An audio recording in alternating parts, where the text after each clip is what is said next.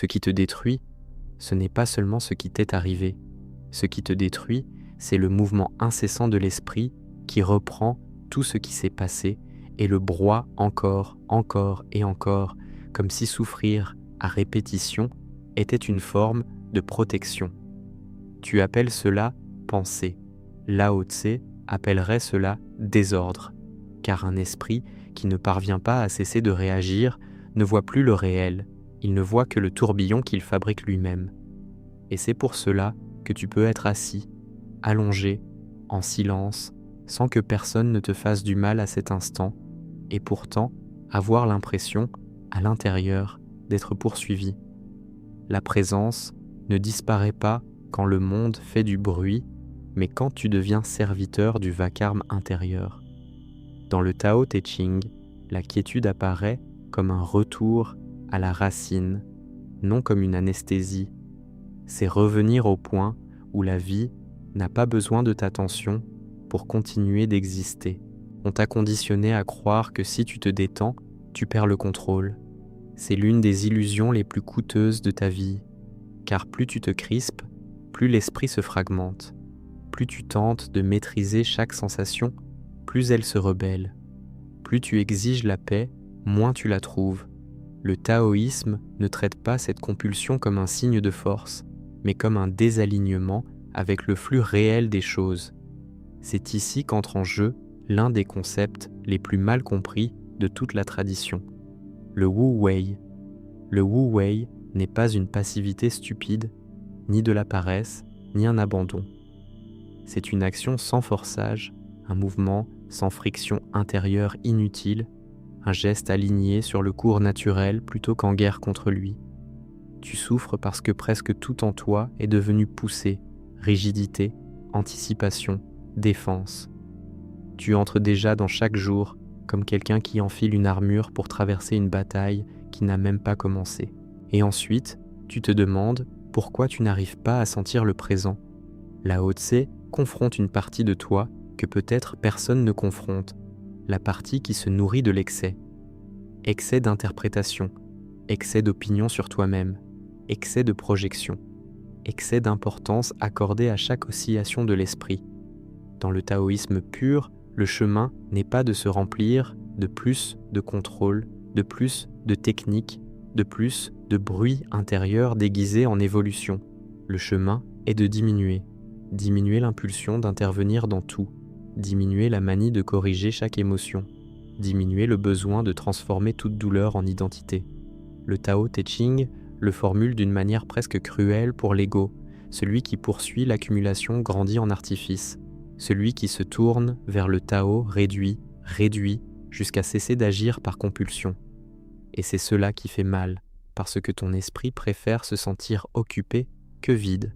Pourtant, c'est précisément ce vide qui commence à rendre la lucidité. Alors fais attention à ceci. Ta paix n'est pas de l'autre côté d'une victoire mentale. Elle est cachée sous ce que tu ne lâches pas, sous ton besoin d'avoir raison, sous ton addiction à prévoir, sous l'impulsion de revoir des conversations, d'imaginer des scénarios, de simuler des pertes, de créer des réponses, de revivre des humiliations, de répéter des défenses, de te préparer à des attaques qui peut-être ne viendront jamais. Tu ne penses pas seulement trop, tu t'éloignes de toi-même à grande vitesse, avec l'illusion que c'est de l'intelligence. Et pendant que tu fais cela, le corps se durcit, la respiration se raccourcit, le regard perd de la profondeur, la nourriture perd sa saveur, la journée passe sans présence, et tu appelles cela une vie normale. Ce n'est pas normal, c'est un éloignement. C'est l'esprit qui occupe la place de l'expérience jusqu'à ce que plus rien ne soit réellement touché. Le taoïsme appelle naturalité, ziran, ce qui est par soi-même, sans artificialité forcée. Et tu ne te sens presque pas présent parce que presque tout en toi est aujourd'hui artificiellement tendu. C'est pourquoi Lao Tse utilise des images qui humilient l'ego. L'eau, par exemple. L'eau ne part pas en guerre pour être puissante. Elle ne crie pas, ne dispute pas la scène, ne se durcit pas pour prouver sa valeur, et pourtant elle use la pierre, contourne l'obstacle, occupe le bas, soutient la vie et demeure. Cela confronte directement ton esprit, parce qu'il veut vaincre par la rigidité, par l'affirmation, par l'effort constant de se maintenir au sommet de tout. Mais plus tu t'efforces d'être une pierre à l'intérieur, plus tu te fissures. Le taoïste regarde l'eau et perçoit une vérité offensante pour l'orgueil. Peut-être que ta présence ne reviendra pas lorsque tu deviendras plus dur, mais lorsque tu cesseras de tant résister à ce qui se passe déjà en toi, non pas pour te noyer dans l'émotion, mais pour ne pas créer une seconde violence au-dessus d'elle. L'esprit agité veut toujours réagir en premier. La présence revient lorsque cette fin de réagir perd le commandement. Et voici la blessure la plus profonde. Tu as peut-être peur du silence parce que, dans le silence, tombe la distraction qui t'empêche de voir comment tu es réellement. Quand le bruit diminue, la fatigue réelle apparaît. Apparaît la tristesse que tu as maquillée avec de la productivité. Apparaît l'anxiété que tu as romantisée en responsabilité. Apparaît le manque que tu as caché derrière l'autocontrôle. Apparaît la sensation d'avoir passé trop de temps à vivre pour gérer la tension au lieu de vivre. C'est pour cela que tant de gens n'arrivent pas à rester seuls. N'arrives-tu pas à respirer sans saisir leur téléphone? N'arrives-tu pas à marcher sans remplir chaque seconde de stimuli? Le vide effraie parce qu'il révèle. Mais dans le taoïsme, le vide n'est pas une faille. C'est un espace utile, un espace fertile, un espace de retour. La quiétude gardée avec constance n'est pas un ornement spirituel, c'est le lieu où l'esprit cesse de courir devant la vie et commence enfin à la rencontrer. Zhuangzi approfondit cette coupure lorsqu'il parle du jeûne de l'esprit. Ce n'est pas un jeûne de nourriture, c'est un jeûne d'interférence, jeûne de l'opinion qui envahit tout, jeûne de l'identité serrée qui doit réagir à tout, jeûne du moi enflammé qui veut filtrer le monde entier à partir de ses propres blessures. D'abord, tu écoutes avec les oreilles, ensuite avec l'esprit.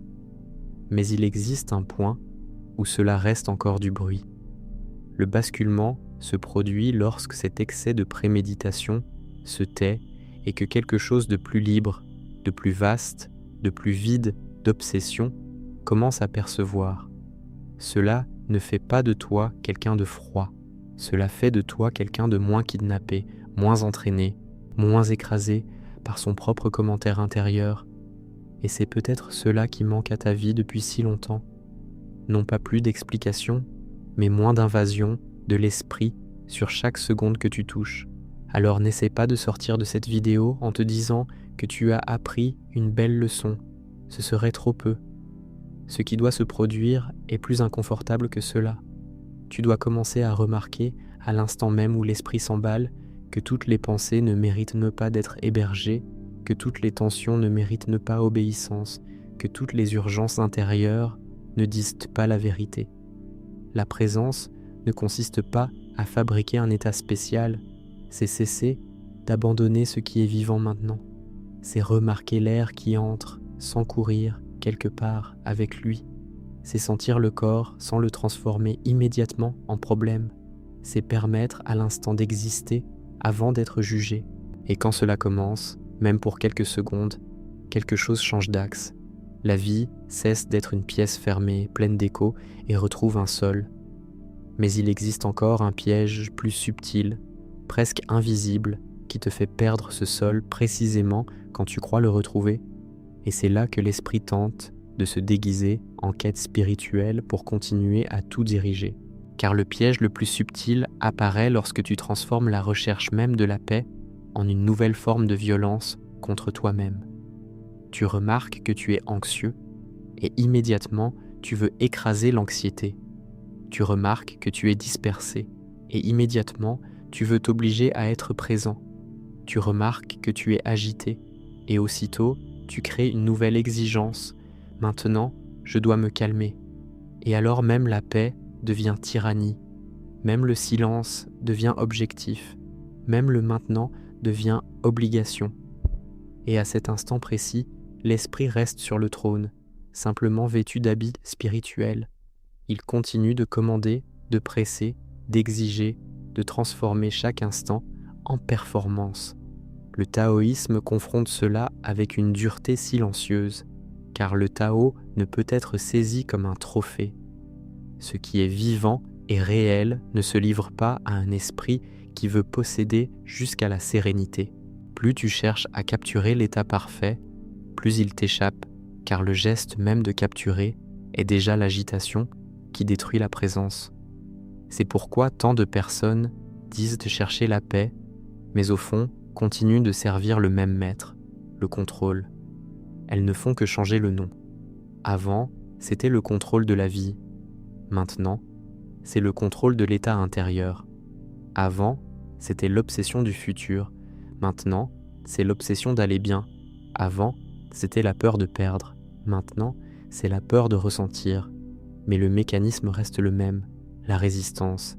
Et une résistance constante produit friction, chaleur, usure, fatigue, sécheresse intérieure. Tu le sens dans le corps, épaules dures, mâchoire serrée, front lourd, poitrine en alerte, respiration courte. L'esprit ne vit pas seulement dans la tête, il répand sa panique dans la chair. Le corps devient le tableau noir où la pensée écrit son agonie. Et alors, tu essaies de résoudre cela en pensant davantage, en analysant davantage, en anticipant davantage. C'est comme jeter du bois sur le feu et se plaindre de la fumée. Lao Tse expose cette tragédie d'une manière presque humiliante pour l'ego. La vie profonde ne fleurit pas dans l'excès, elle fleurit dans l'espace. L'excès de mots émousse, l'excès de désir agite, l'excès de rigidité brise, l'excès d'interférence t'arrache du centre. Le taoïsme ne glorifie pas l'esprit saturé, il s'en méfie, car un esprit qui commande tout ne voit plus rien directement. Il ne touche le monde qu'à travers des couches et des couches de nomination, de jugement, de comparaison et de mémoire. Tu regardes une belle journée et tu ne vois plus la journée. Tu vois ta précipitation, ta culpabilité, ta liste, ton absence. Tu parles à quelqu'un et tu n'écoutes plus la personne. Tu écoutes tes peurs, ton besoin de te défendre, ton manque d'approbation.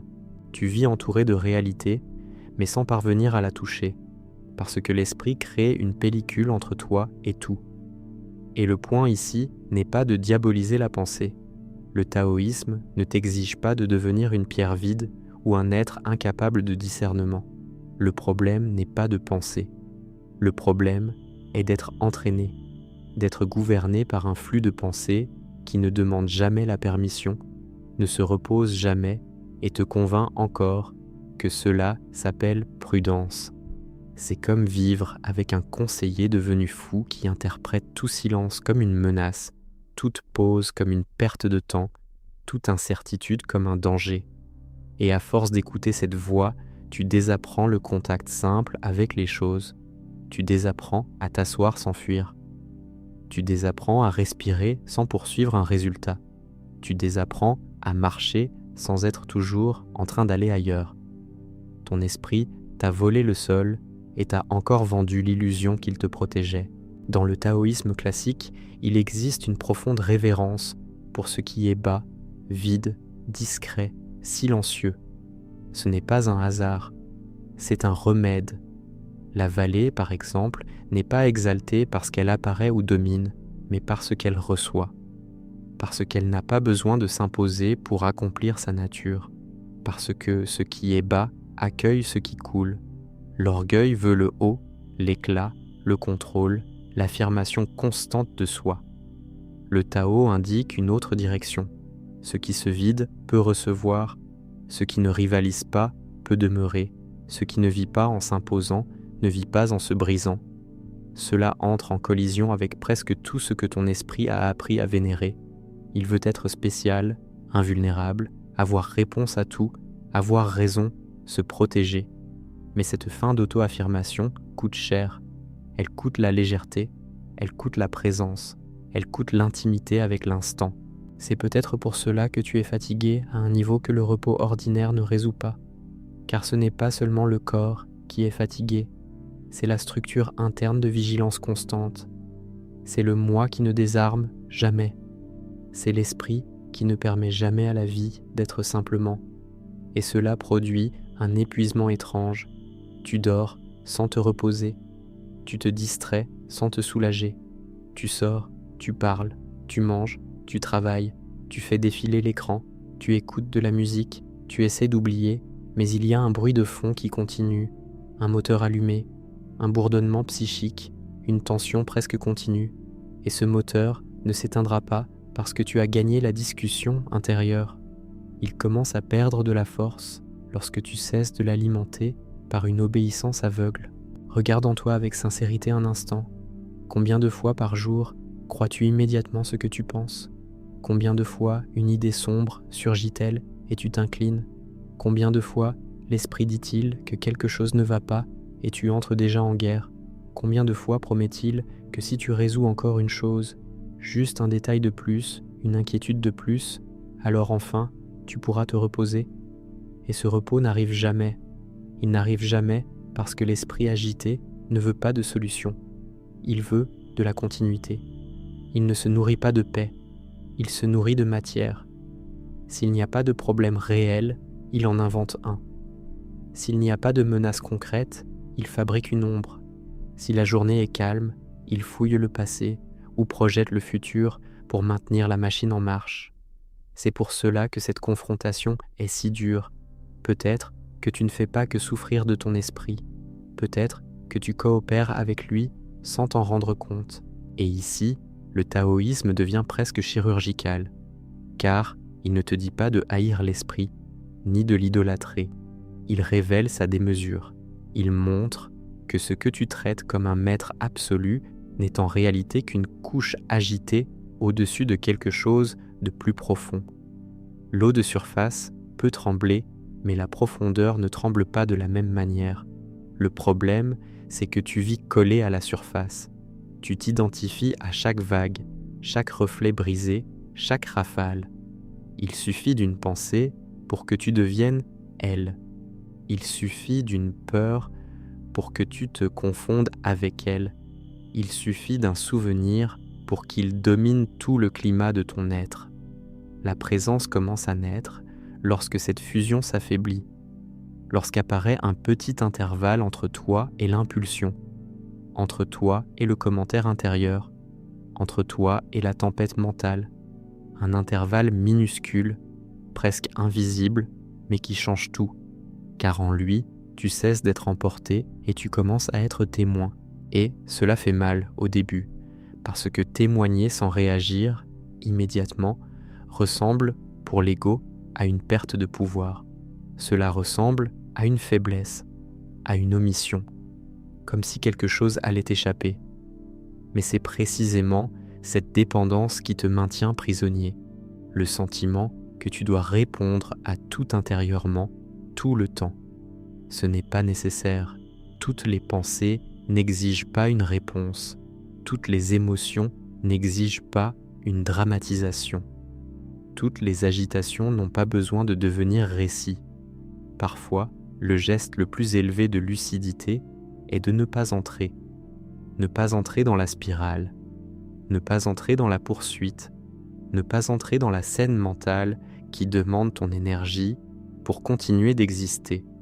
Le taoïsme appelle cela, en essence, cesser de violer le cours des choses par une interférence inutile. Et peut-être commences-tu à voir à quel point ta souffrance ne vient pas du premier mouvement de la vie, mais du second mouvement que l'esprit crée au-dessus. Une tristesse surgit. C'est le premier mouvement. Puis l'esprit dit « Cela ne devrait pas être là, cela va empirer, je n'en sortirai jamais. Il y a quelque chose qui ne va pas chez moi. » C'est le second mouvement. Une anxiété surgit, c'est le premier mouvement. Alors l'esprit se précipite. Je dois résoudre, je dois contrôler, je dois fuir, je dois garantir. C'est le second mouvement. Un vide surgit, c'est le premier mouvement. Alors l'esprit panique, je perds quelque chose, ma vie est fausse, je dois combler cela maintenant. C'est le second mouvement. C'est ce second mouvement qui multiplie la souffrance. Et quand tu vois cela avec netteté, une fissure apparaît dans l'hypnose. Car pour la première fois, tu perçois que tout ce qui te blesse ne vient pas directement de la réalité. Beaucoup vient de l'interprétation compulsive qui s'y accroche comme un parasite. C'est pourquoi la présence n'est pas un état mystique lointain, réservé à quelques-uns. Elle commence d'une manière brutalement simple, bien que rien ne soit facile, lorsque tu cesses de courir pour compléter intérieurement chaque sensation par une histoire, lorsque tu laisses un peu d'espace entre le fait et le commentaire, lorsque tu permets à la respiration d'être respiration et non une preuve que quelque chose ne va pas, lorsque tu laisses le silence être silence et non une menace, lorsque tu laisses le corps ressentir sans transformer immédiatement la sensation en diagnostic existentiel. Cela paraît petit, mais c'est révolutionnaire, car cela brise la domination de l'esprit commentateur. Et quand cette domination faiblit, quelque chose d'étrange commence à se produire. Le monde retrouve du relief, la lumière retrouve de la texture, l'eau redevient mouillante, la nourriture retrouve sa présence, le visage des gens réapparaît, le temps ralentit assez pour être vécu et non simplement traversé. Mais il existe encore un noyau plus profond de cette agitation qui doit être exposé, car l'esprit court rarement sans raison. Il court pour soutenir une identité, il court pour maintenir debout une image de qui tu crois devoir être, le moi qui doit t'assurer, le moi qui doit prévoir, le moi qui doit être admiré, le moi qui ne peut pas échouer, le moi qui ne peut pas être petit, le moi qui ne peut pas être vulnérable, le moi qui doit se défendre même dans le silence. Et ce personnage coûte cher pour continuer d'exister. Il exige de la vigilance, il exige de la performance, il exige de la comparaison, il exige un ajustement constant de la réalité à ses attentes. C'est pourquoi le taoïsme valorise tant ce qui est simple, brut, non orné. Il existe un ancien symbole taoïste pour cela, le bloc non taillé, le bois à l'état brut, avant d'être découpé par des excès artificiels. L'idée est profondément dérangeante. Plus tu as été façonné par l'ambition, la peur, l'image et la rigidité, plus tu t'es éloigné de ce qu'il y a d'intègre en toi. Peut-être que ton esprit ne se repose jamais parce qu'il est trop occupé à défendre un personnage qui est déjà en train de t'étouffer. Un personnage qui paraît fort à l'extérieur, mais vit dans la tension à l'intérieur. Un personnage qui veut sembler entier tout en s'effritant en silence. Un personnage qui doit contrôler parce qu'il a perdu confiance en la vie. Et Lao Tse insiste de multiples façons que perdre l'accord avec le Tao, c'est perdre la simplicité naturelle de l'être. Ce n'est pas devenir un pécheur métaphysique, ni un échec cosmique. C'est simplement se désaligner du réel et entrer dans un mode d'effort continu, artificiel, sec. Alors la vie cesse de circuler à travers toi et commence à être poussée par toi, de force, comme quelqu'un qui tente de déplacer une rivière avec ses mains. Vois-tu comme cela change tout ? Le problème n'est peut-être pas seulement que ton esprit pense trop. Le problème est peut-être qu'il est trop occupé à soutenir un moi qui ne sait pas se reposer dans le réel. Et tant que ce moi commande, même le silence sera utilisé comme un outil de performance. Même la spiritualité sera utilisée comme un maquillage. Même le calme sera utilisé comme une preuve de valeur. C'est pourquoi cette vidéo ne peut pas seulement te réconforter. Elle doit te montrer la fraude. Elle doit te faire sentir le coup brutal de continuer à servir le même centre-faux qui te promet protection et te livre l'épuisement. Car si cela n'est pas vu, tu continueras à appeler prison une personnalité, agitation une intelligence et absence une normalité. Et alors, la question commence à devenir plus dangereuse, plus profonde, plus impossible à ignorer.